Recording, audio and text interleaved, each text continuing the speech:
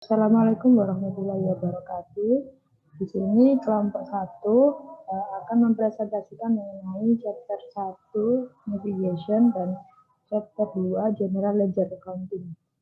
Adapun anggota kelompok dari kelompok 1 yaitu yang saya sendiri, Dinda Rahmatur dengan NIM 370, Elisitas Yulda dengan NIM 377, Melania Dwi 395, dan Adinda dengan NIM 393. Terima kasih atas kesempatannya. Nama saya Dinda Rahmati dengan NIM 370. Di sini saya akan memperlihatkan mengenai login to SAP System. Di sini merupakan tampilan awal dari SAP. Ketika mengklik menu login pada ikon SAP Graphic User Interface, maka akan muncul initial login screen atau seperti gambar di samping kanan. Pada menu tersebut terdapat pilihan client, user, dan password. Ketika isian tersebut ditentukan oleh masing-masing perusahaan dan berbeda untuk masing-masing user. Untuk berganti dari satu pilihan ke pilihan lain, bisa menggunakan tab key atau apabila pilihan tersebut sudah terisi karakter maksimal, akan secara otomatis berganti ke pilihan berikutnya. Jika sudah terisi semua dari ketiga pilihan tersebut, bisa klik enter. Setelah mengklik enter pada tampilan sebelumnya, akan terlihat general screen layout seperti gambar tersebut.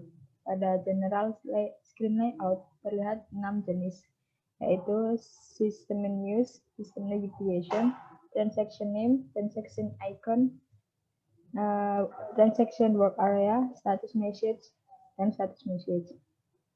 Pada menu ini bisa juga untuk menemukan transaksi yang spesifik ketika tidak mengetahui kode transaksi.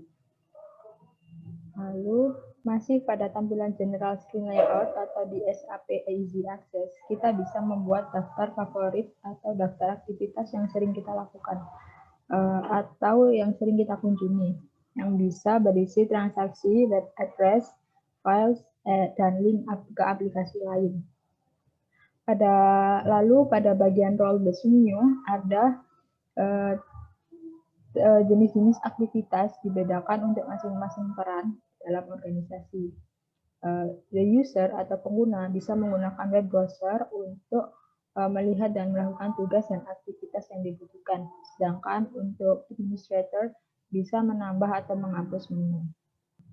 Nah, pada menu session atau pada pembahasan session kali ini, the user atau pengguna bisa membuka maksimal sebanyak 6 session. Namun, administrator akan membatasi kurang dari 6 session karena terlalu banyak session yang terbuka bisa membuat kinerja sistem menjadi lambat. Setiap session bersifat independen, yang artinya jika session 1 ditutup, maka session lainnya tetap terbuka. Jika ingin berpindah dari satu session ke session lainnya, bisa menggunakan Alt plus Tab atau memindahkan jendela pada session yang diinginkan. Pada status bar, menyajikan informasi umum mengenai SAP System dan transaksi atau tugas yang sedang dikerjakan.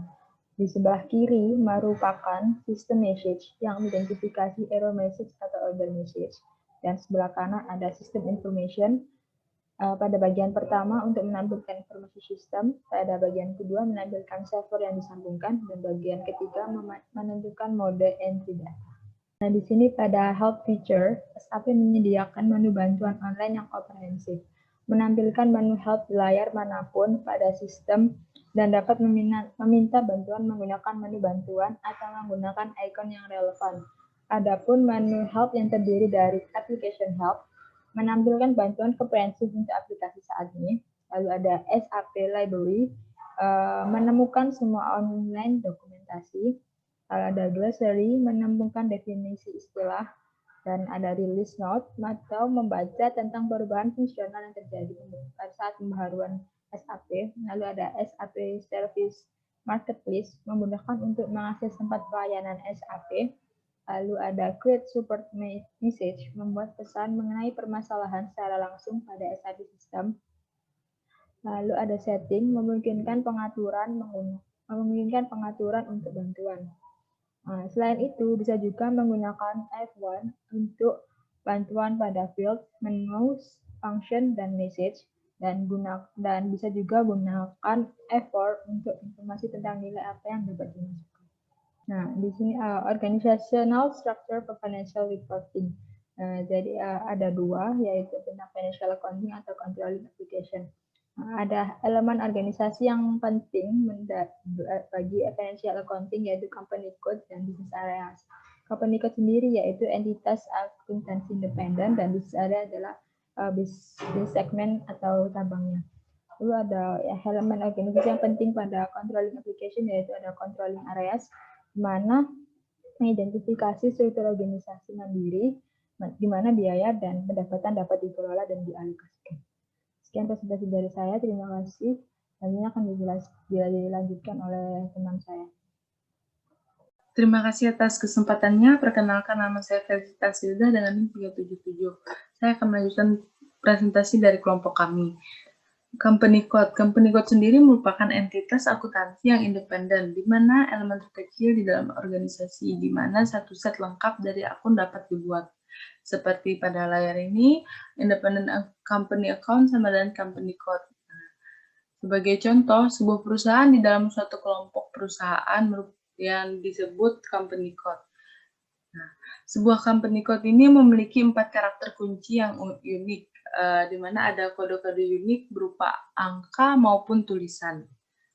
General ledger disimpan di tingkat company code dan digunakan untuk membuat balance sheet atau laporan neraca yang legal atau resmi, dan juga profit and loss statement atau laporan laba rugi untuk company code.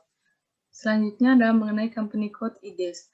IDES sendiri adalah SAP di mana di dalamnya telah tersimpan data-data untuk melakukan simulasi. IDES biasa dipakai untuk training dan demo mengenai SAP ERP. Nah, IDES ini merupakan singkatan dari International Demonstration and Education System. Nah, afiliasi IDES diatur sebagai kode perusahaan dalam sistem SAP ERP dan secara unik diidentifikasi oleh 4 kode karakter. Nah, jadi kode dalam company code ini ada 4 tadi yang bisa berupa angka maupun tulisan. Setiap kode perusahaan memiliki mata uang lokal, di mana jumlah yang diposting dalam mata uang asing nanti secara otomatis akan dikonversi ke mata uang lokal.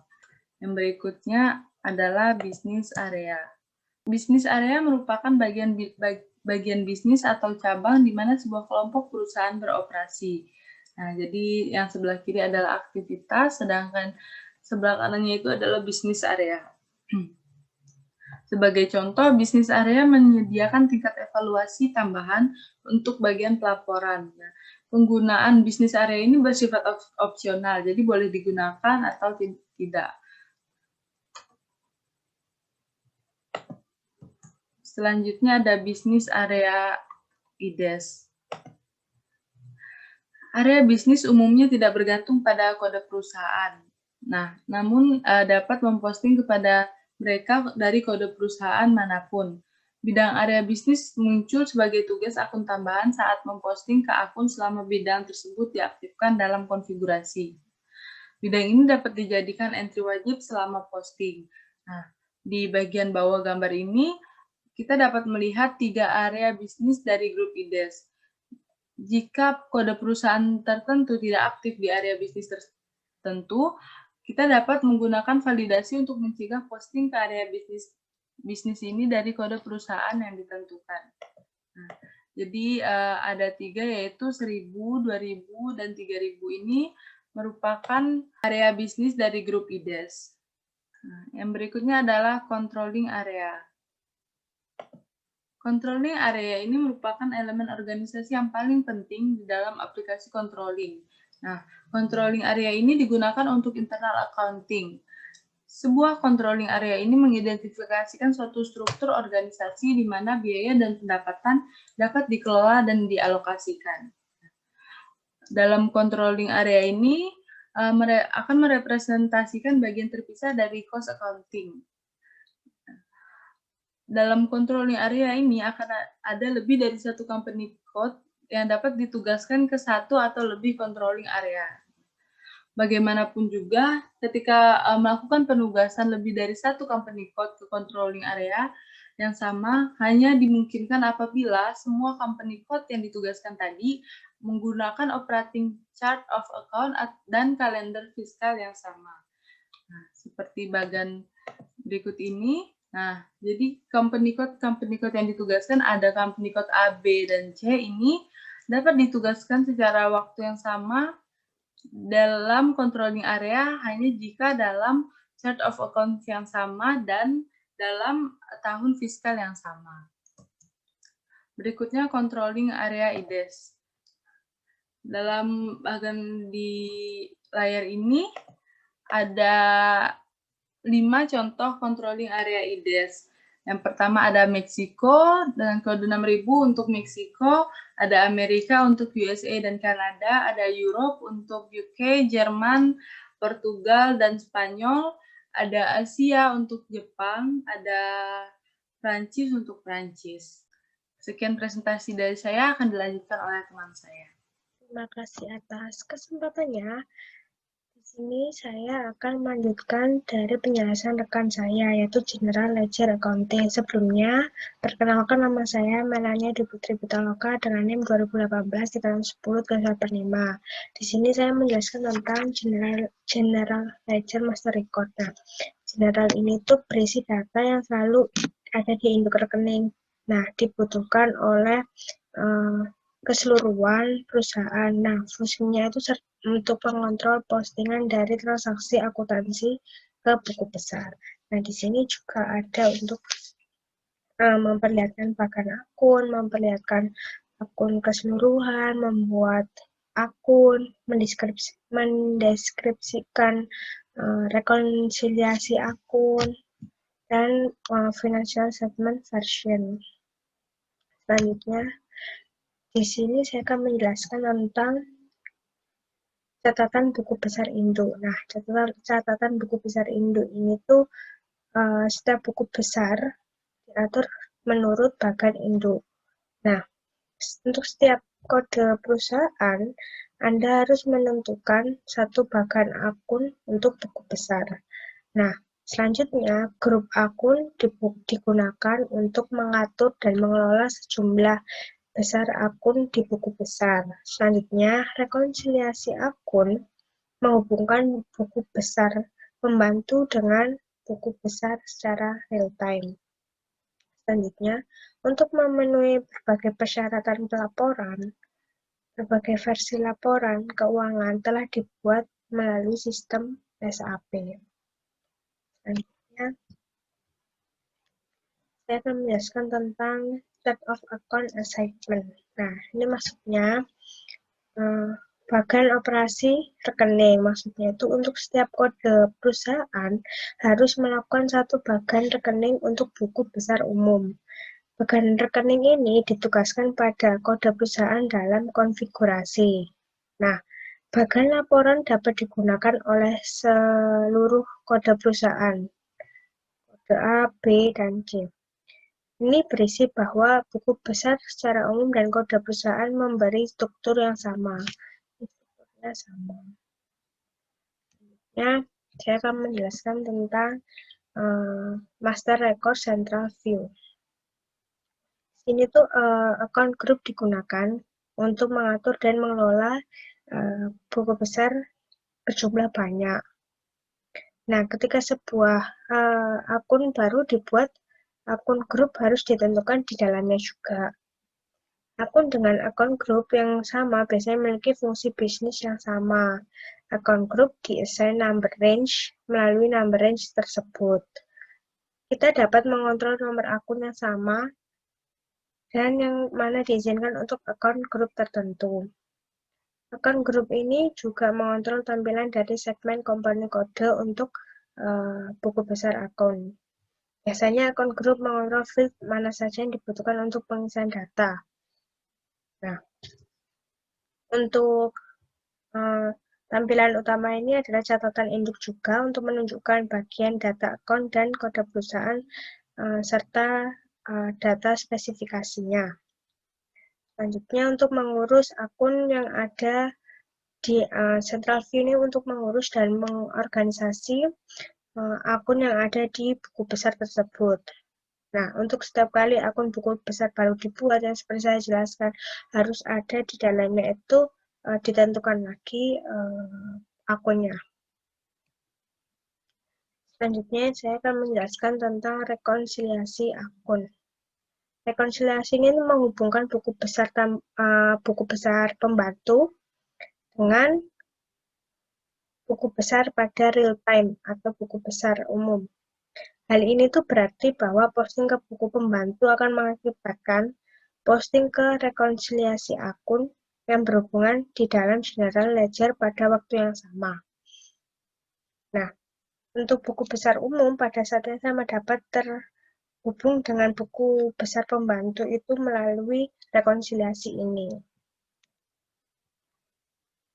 Selanjutnya, saya akan menjelaskan tentang financial statement version. Di sini ada 3 versi, itu dari IDES, Jermani, dan USA. Nah, sebuah buku besar itu dapat disimpan dalam rangka untuk menyediakan informasi yang diperlukan untuk menciptakan lembar keseimbangan dan laporan laba rugi. Nah, laporan ini tuh harus memenuhi persyaratan khusus. IDES misalnya perlu membuat laporan keuangan berdasarkan IDES-nya sendiri. Terus bisa juga GKR ini bisa membuat laporan sesuai dengan Jermani atau menurut negaranya tersebut. Ada yang USA juga. Nah, untuk memenuhi berbagai persyaratan pelaporan itu, berbagai versi laporan keuangan telah dibentuk dalam sistem seperti yang ada di layar ini. Dan menentukan tepat akun mana akan muncul pada baris dan pernyataan keuangan pada versi SAP sistem. Selanjutnya, saya akan menjelaskan chart of account. Yaitu setiap general ledger diatur berdasarkan sebuah chart of account. Ini diatur semuanya.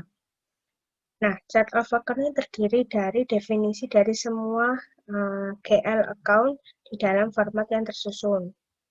Nah, definisi tersebut terdiri dari account number akun, nama akun, tipe dari buku besarnya tersebut. Nah, merupakan tipe laba rugi juga atau akun tipe balance sheet neraca saldo. Nah, kita dapat mendefinisikan chart of account ini tuh dengan jumlah yang tak terbatas di dalam sistem SAP. Terdapat banyak country specific chart of account. Untuk setiap komponen kode, kita harus menetapkan satu type of account untuk general ledger. Chart of account ini di-assign ke company kode di bagian konfigurasi dan operating chart of account. Nah, sebuah chart of account ini dapat digunakan oleh beberapa company. Selanjutnya, saya akan menjelaskan CC Transaction Processing in GL. Nah, di sini ada template, header data, information area, line item informasi. Di sini saya akan menjelaskan tentang yang pertama itu yaitu template. Nah, template ini di sini tuh memilih cetakan atau catatan tugas atau referensi yang dipegang. Nah, sebuah dokumen yang dipegang ini tuh dokumen yang disimpan pengguna tanpa memostingnya dengan gagasan bahwa pengguna akan melengkapi dan mengirimkan dokumen itu tadi untuk kembali ke tata letak garis asli dari buku besar tersebut. Selanjutnya ada header data. Header data ini seluruh dokumen seperti tanggal dan tipe dokumen. Beberapa data itu berada di dalam format tampilan saja atau disembunyikan dari pengguna melalui opsi penyuntingan. Selanjutnya informasi area ini tuh di sini berisi tentang baris item dari dokumen yang dimasukkan. Lalu ada area informasi ini. Di sini itu ditampilkan keseimbangan debit dan kredit untuk ditampilkan dengan menggunakan ikon yang ada di sistem SAP. Terima kasih, selanjutnya akan dijelaskan oleh rekan saya.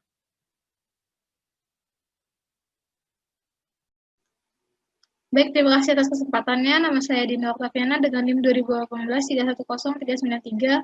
Saya akan melanjutkan presentasi dari rekan saya, yaitu screen sequence. Screen sequence ini adalah urutan layar di mana kita nanti akan memposting general ledger, yaitu yang pertama adalah initial screen, di mana kita akan bertemu pada layar awal ini ketika kita memasukkan dokumen header, yaitu memasukkan tipe-tipe dokumen yang akan diklasifikasikan menjadi satu tipe dokumen. Kemudian di sini ada line item. Nah, line item ini berfungsi untuk mengisi atau baris untuk memasukkan dokumen atau tipe dokumen yang akan kita muat ke general ledger. Tampilan pertama adalah enjoy transaction screen, di mana kita akan memasukkan dokumen tipe-tipe dokumen yang akan kita klasifikasikan ke dalam dokumen header. Nah, di sini ada dokumen date, ada posting date, kemudian di sini ada general ledger account-nya. Nah, di sini itu kita memposting dokumen-dokumen seperti dokumen penjualan, kemudian pembelian, dan lain sebagainya. Kemudian dokumen tersebut diklasifikasikan ke dalam traditional screen for complex posting ini. Nah, di sini kita memposting header data yang tadi kita posting di enjoy screen sebelumnya. Nah, di header data ini, data yang dimuat adalah tanggal posting, tipe dokumennya, kemudian ada company code-nya, dan post key, kemudian ada account-nya atau COA-nya, chart of account-nya. Di sini adalah number account-nya dokumen tersebut. Kemudian di sini kita masuk ke jumlah yang akan kita posting ke dalam general ledger. Ada text code juga, di mana di sini kita juga menghitung pajaknya. Kemudian ada, ini tadi adalah general ledger account-nya. Di sini ada post key-nya dan lain sebagainya. Nah, kemudian di sini ada structure of an accounting document. Dokumen type atau tipe dokumen digunakan untuk membedakan berbagai macam dokumen akuntansi dengan mudah. Setiap dokumen diassign ke satu tipe dokumen yang sama, di mana dimasukkan di dalam dokumen header tadi. Kemudian nomor yang disediakan pada dokumen tersebut diambil dari dokumen number range yang diassign ke satu atau lebih tipe dokumen. Nah, standar tipe dokumen yang digunakan pada general ledger ini ada beberapa. Yang pertama itu adalah CI atau customer invoice. Kemudian ada customer credit memos, customer payment atau CP, kemudian vendor invoice, vendor credit memos, vendor payment, dan vendor net invoice and credit memos. Untuk posting pada general ledger account, tipe dokumen SA paling sering digunakan, meskipun tipe dokumen lain juga dapat digunakan. Setiap line item memiliki satu posting key. Posting key merupakan suatu instrumen yang digunakan untuk kontrol internal dan dimasukkan di dalam layar kompleks posting yang tadi, yang sudah kita lihat sebelumnya. Kemudian, nah, ini tadi adalah posting key yang kita bicarakan. Posting key yang untuk mengontrol internal, di mana kita tadi sebelumnya kita lihat di layar kompleks itu kita memasukkan post key untuk memposting ke general ledger. Nah, posting key ini memiliki fungsi kontrol yang untuk dokumen itemnya, di mana bisa dispesifikkan menjadi 3. Yang pertama itu adalah posting key ini mengatur account type for posting di dokumen item, yaitu mengatur tipe dokumen atau jenis dokumen yang akan diposting ke dalam general ledger. Kemudian yang kedua adalah menunjukkan apakah dokumen atau item ini berada di sebelah debit atau kredit. Kemudian memberitahukan juga tata letak layar entry-nya, apakah menjorok ke kanan ataukah ke kiri gitu. Nah, selain itu juga posting key itu menentukan data yang dimasukkan ke line item tadi. Kemudian bagaimana sistem memproses data dan memperbarui data itu dilihat dari posting key tersebut. Karena posting key ini menentukan sisi debit atau kredit dari dokumen yang kita masukkan. Nah, ini adalah contoh posting key-nya. Nah, di Di sini bisa kita lihat kalau misalkan posting key untuk account receivable ini berawalan nomor 0 untuk sisi sebelah kiri atau debit. Kemudian untuk sisi sebelah kanannya untuk kredit itu menggunakan nomor akun awalan 1.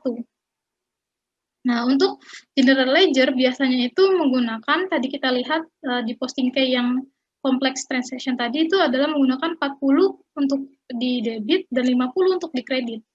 Nah, sementara untuk account payable di sebelah kiri atau sisi debit itu kita menggunakan awalan nomor 2 dan untuk sebelah kanan atau kredit kita menggunakan awalan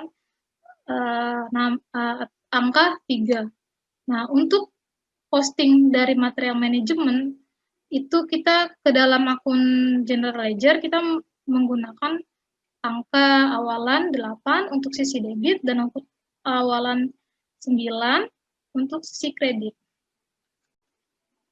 Selanjutnya adalah balance display. Nah, balance display dan line item list ini disediakan untuk menampilkan data akun. Line item hanya memungkinkan untuk general ledger account, di mana fungsi yang sesuai telah disediakan dan diaktifkan dalam master record. Balance display ini merupakan tampilan keseluruhan dari transaction figure atau transaksi-transaksi yang telah kita lakukan sebelumnya. Nah, di balance display ini kita akan melihat nih transaksi-transaksi yang kita lakukan, kemudian kita simpan dalam satu akun itu bagaimana keadaannya, apakah bertambah ataukah mengurangi gitu. Kemudian kita dapat menelusuri dari saldo menuju daftar item yang membentuk saldo. Jadi semisal di balance display ini, di contoh ini kita lihat di bulan Maret, untuk account number 1000000 itu menunjukkan pengurangan sebesar 300.000. Nah, kita dari sini bisa menelusuri nih dari saldo ini menuju daftar item. Nah, di line item di sini. Dari daftar line item pertama ini kita dapat menelusuri ke dokumen yang berisi line item tersebut. Dari situ kita dapat melihat transaksi lengkap dengan memilih dokumen overview. Jadi di sini contohnya di bulan Maret ya. Di bulan Maret ini di akun number 10000 kita mengeluarkan sebesar 300.000 gitu atau berkurang 300.000 di akun ini.